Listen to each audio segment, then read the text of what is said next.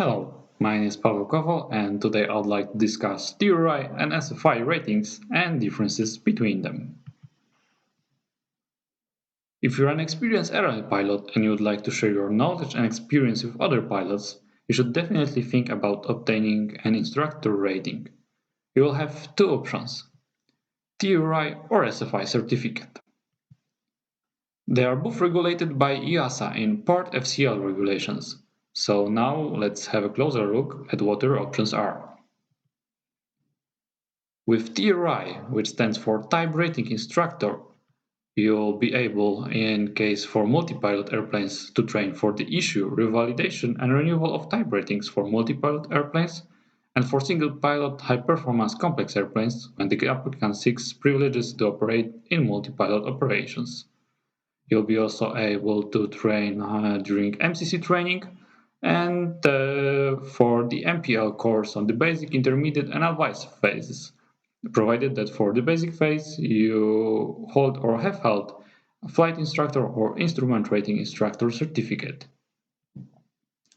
You will be also allowed to train for revalidation and renewal of an instrument rating, provided that you have a valid instrument rating.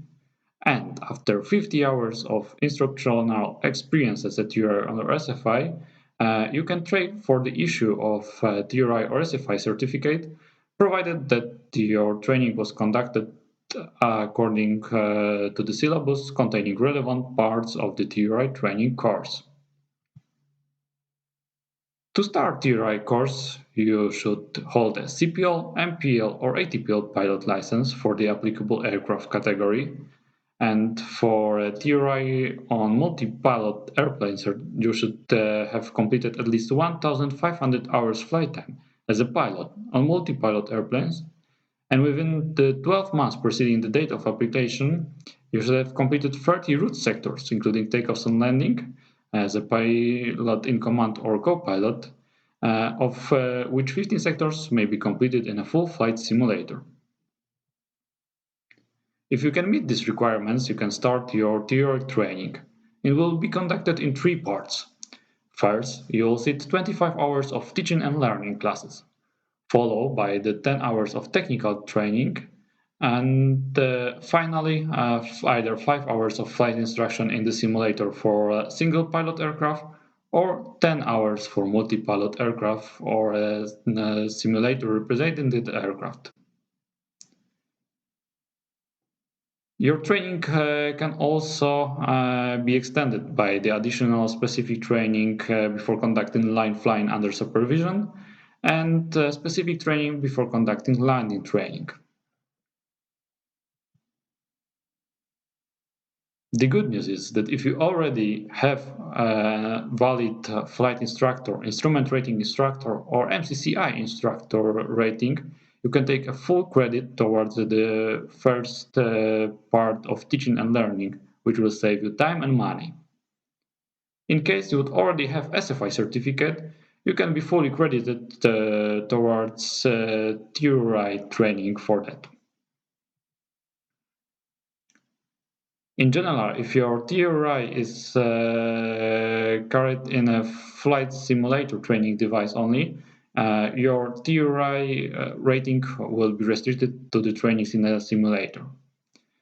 However, your restricted rating can include additional privileges for conducting in the aircraft, like line flying under supervision, provided that your course has included the training specified in FCLs, or landing training, provided that your training course has included the part for that, and for the training specified in FCLs regarding tree takeoffs and landing recency, which will allow you to provide zero flight time training for the applicable applicants.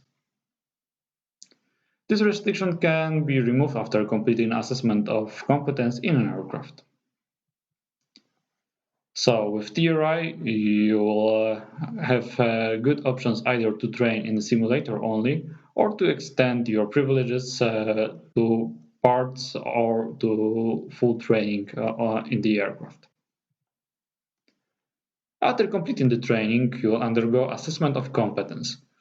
In case this assessment of competence is conducted in a full flight simulator, your certificate will be restricted to flight instructions in the full flight simulator, and this restriction can be lifted after passing assessment of competence on an aircraft. Then after every 3 years, you will have to revalidate your rating. In order to do this, you will need to fully fly at least 2 out of 3 following requirements.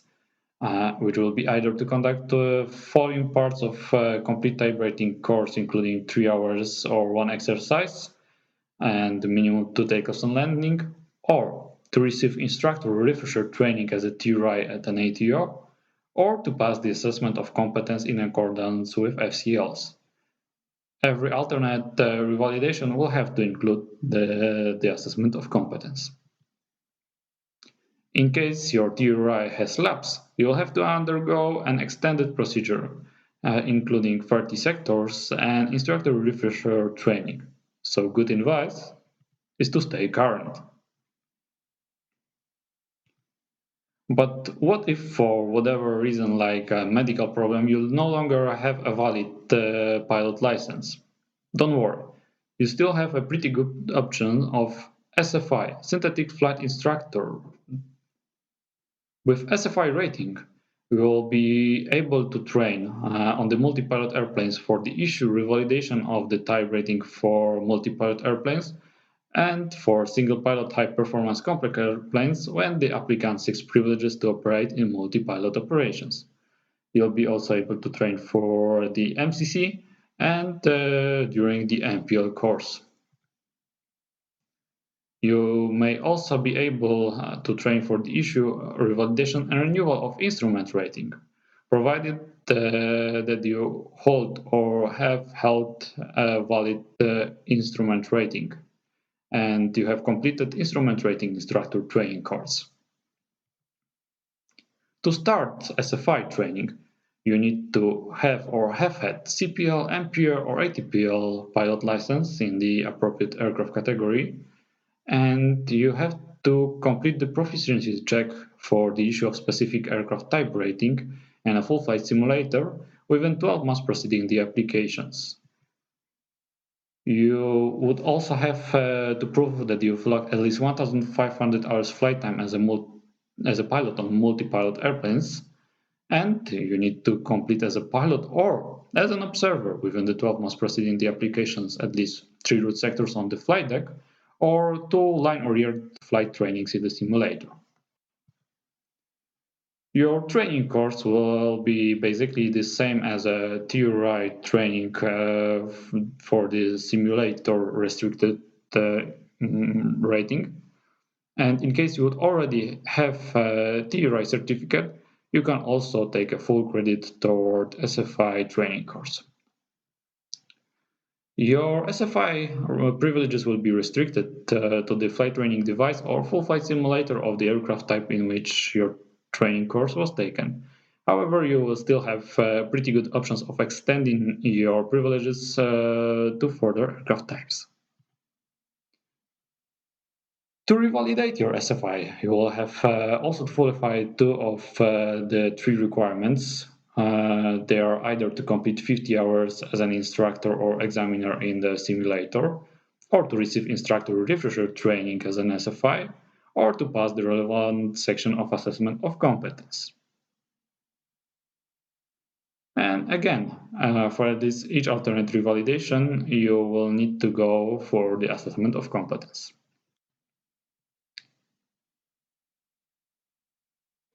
In case your SFI certificate has lapsed, you will have to complete the simulator content on the SFI training course and fulfill requirements specified for the revalidation of SFI.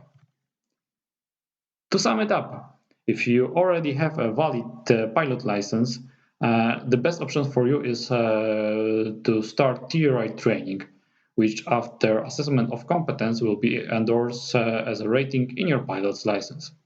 However, if you no longer have a valid pilot license, you can still complete SFI training, after which you'll be issued as specific certificate by your civil aviation authorities. With SFI, you will be able to train in a simulator only, whereas with a theory, you will be able to train in the simulator, and you may also extend your privileges to the training in your real aircraft. Thank you for attention and enjoy your training.